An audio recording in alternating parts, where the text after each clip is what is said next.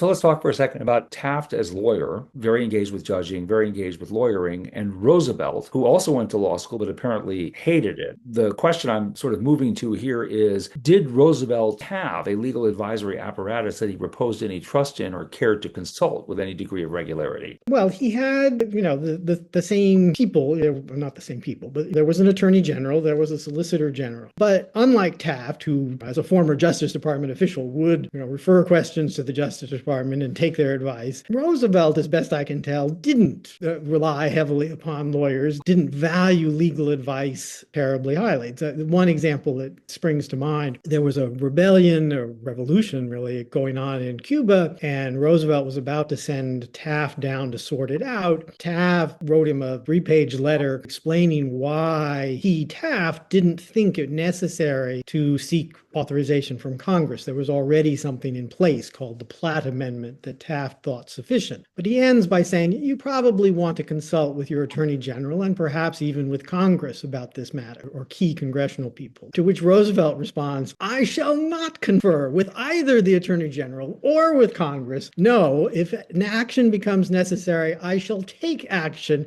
and establish a precedent for presidents in the future. And that, I think, is probably a good example of the general Roosevelt attitude towards lawyers. Again, we should be clear, we're talking here about Theodore, not his distant cousin Franklin. Yes. I should mention his distant cousin Franklin wasn't all that crazy about lawyers either. Yes.